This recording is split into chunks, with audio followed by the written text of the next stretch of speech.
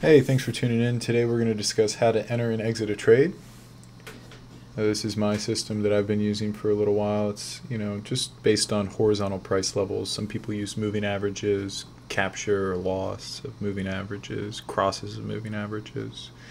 That's really the trend follower way. It's not really how I use moving averages. During a ABC correction, the moving averages are almost always useless. The moving averages are really for trend environments during impulse moves. So for a correction, I'm more concerned about structure. And when I enter, I want to be entering in a correction. And if I exit, I want to be exiting into an impulse wave, into strength.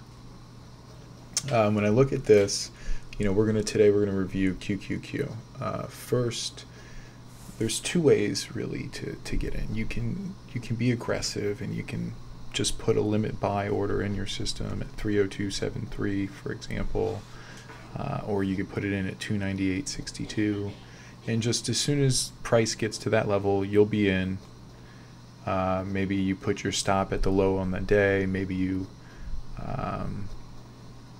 wait for a 5% loss before you exit, some system like that. And then you have your levels in which you sell against. I consider that to be the aggressive approach. The more conservative approach would be a more reactionary approach where you wait for the market to put in a sign and signal of a trend change inside a demand zone, which is just a range of price levels where you've found resistance or support in the past, or buyers or sellers in the past, and you're kind of banking on that happening again. In this particular instance here, we had a large lower wick as price came into the demand box. It stayed there for 3 days and then reversed. Put in a lower high, a little ABC correction down. They could not get back to the demand box or the blue trend line, and then price left the station.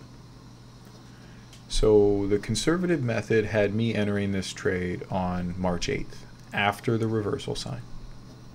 The aggressive method would have had us buying March 4th and March 5th, scaling in,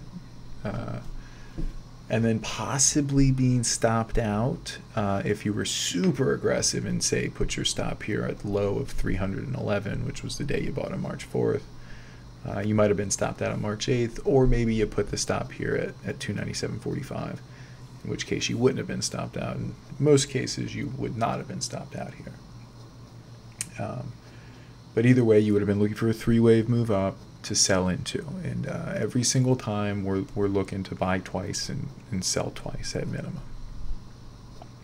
So that's aggressive versus conservative. In summary, are you selling when you hit this level, or are you waiting for the market to prove it? And obviously, if you're waiting for the market to prove it, you can just use market buys and market sells. You don't need to use limit buys or limit sells. And finally, once you're in a trade, you need to, and this is very, very important, you need to set your stop. And this is your invalidation level for the trade that you just entered. So for this trade on March 5th, the stop would be low on day to 297.45. If that's lost, it's possible this gap over here comes into play.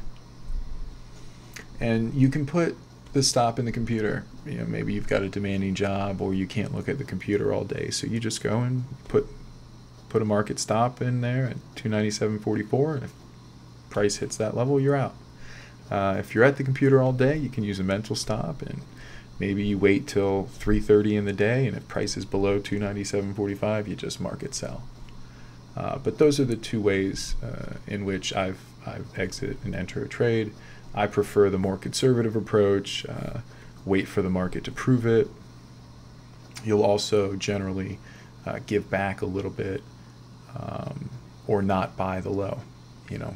If the market's proving it, by definition, you'll never get the low, you'll never get the high, but you'll also generally be right on time, which is, when it comes to the market, timing is everything.